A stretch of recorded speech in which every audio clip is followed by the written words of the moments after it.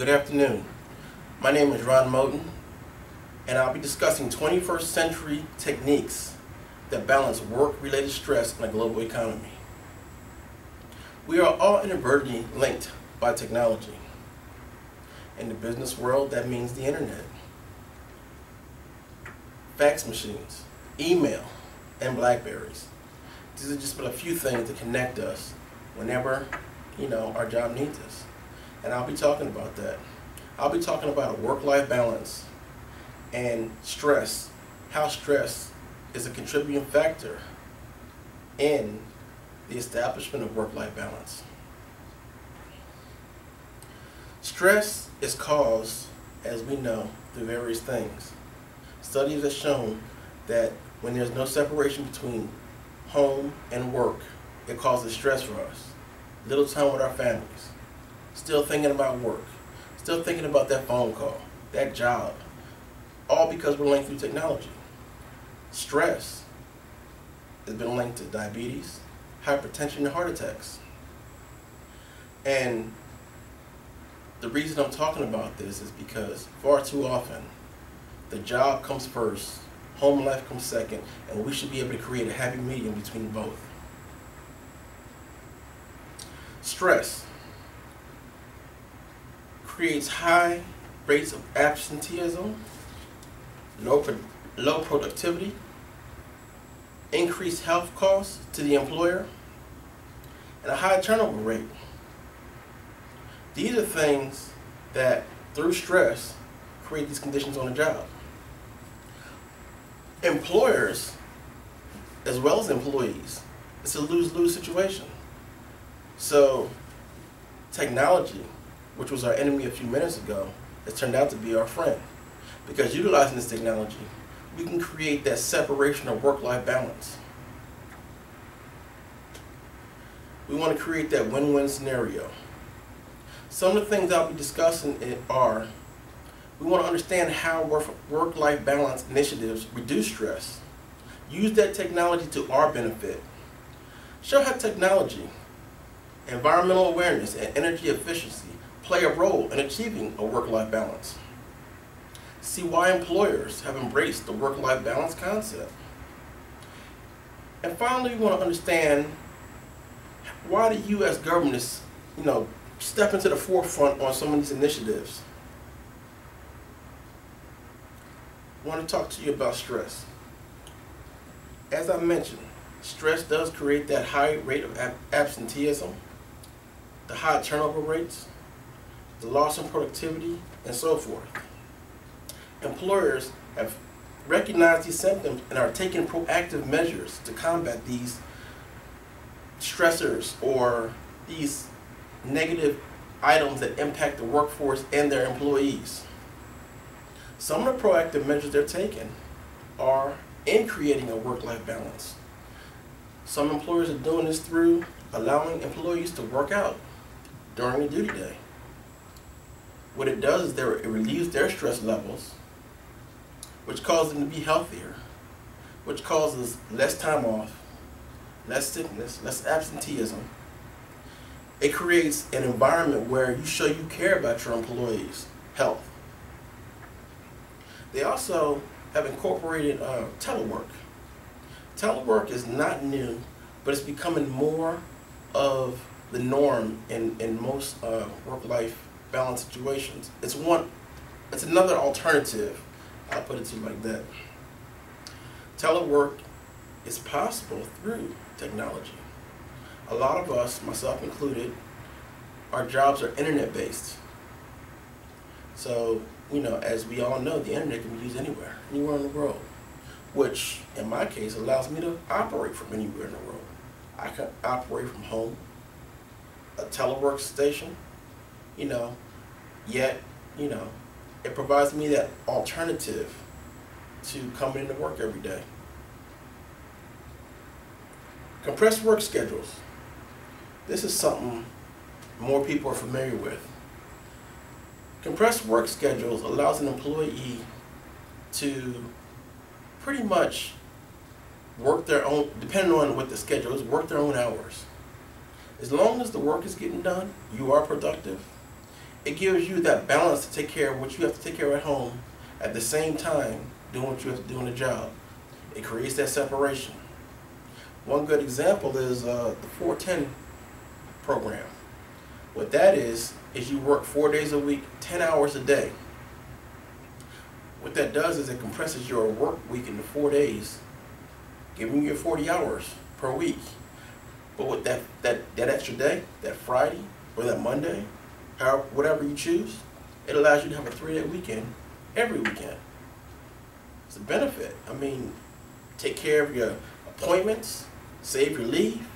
There's all kind of things you can do with that. Technology, again, it provides a means to incorporate these things together.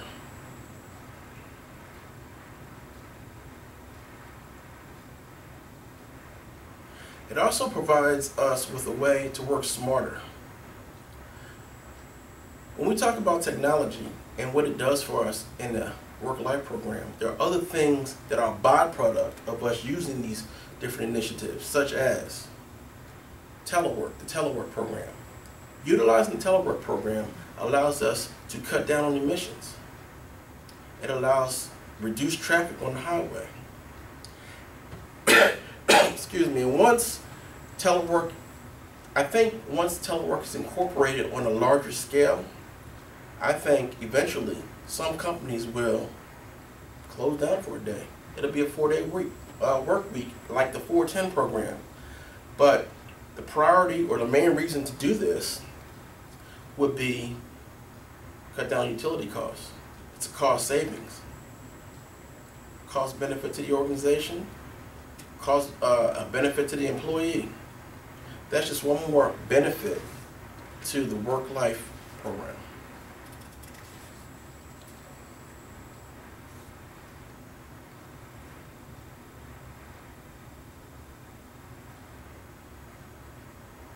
The reason employers have embraced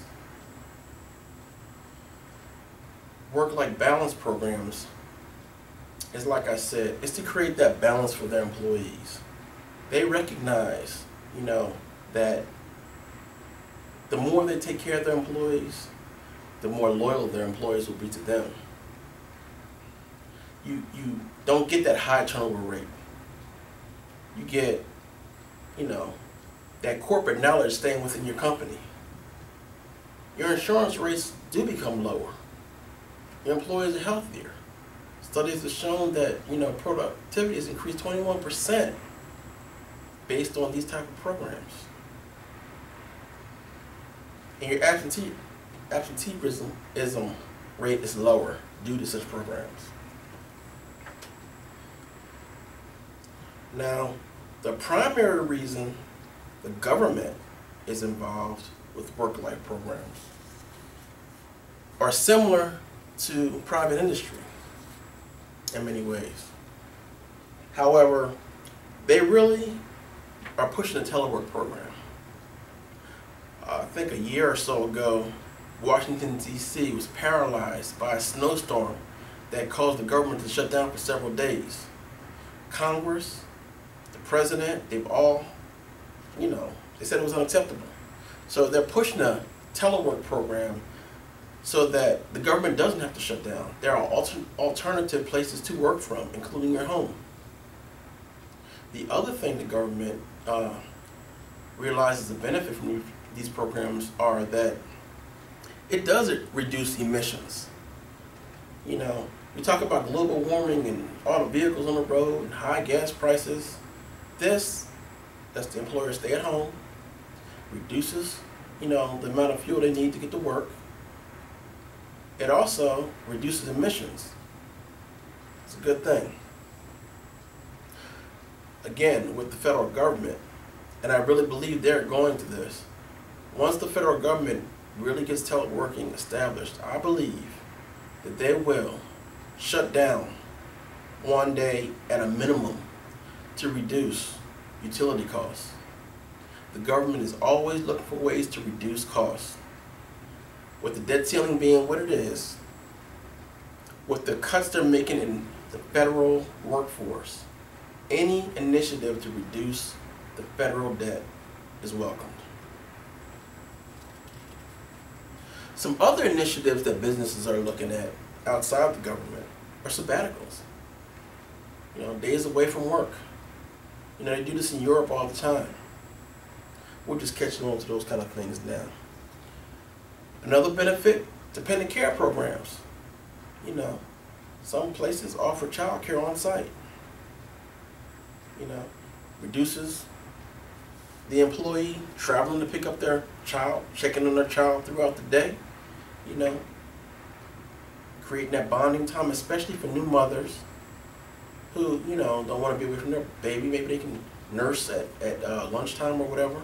These kind of initiatives really go a long way in maintaining employee trust and loyalty.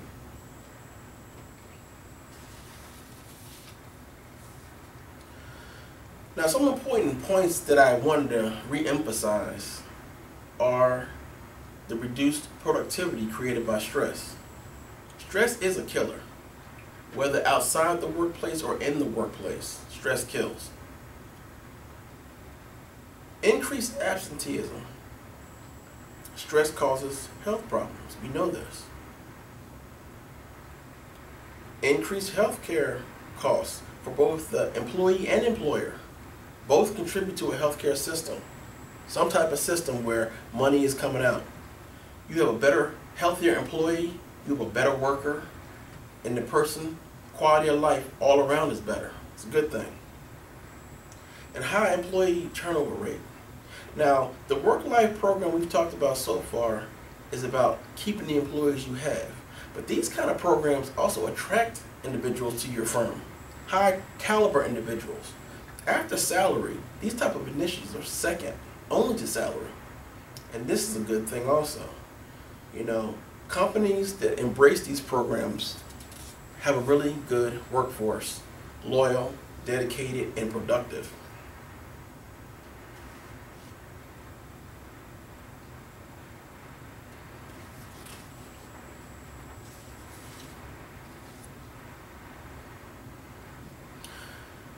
Okay. What I want everybody to get out of this workplace instruction or information is that it's a win-win for everybody involved, the employee and the employer. It helps reduce stress. It helps the employee with their work-life balance. There are a lot of things that employees need to do that they can't. This offers them, these kind of programs offer the flexibility to do certain things. You may need to stay home with your child because they're sick. Well, take a telework day. Why use your leave when you can work from home? Care for your child at the same time work at home. Many people, there are dual workers today. Both parents work. Both parents work. So the quality of time spent at home is not what it was. These type of programs allow for more quality time with your kids and your spouse.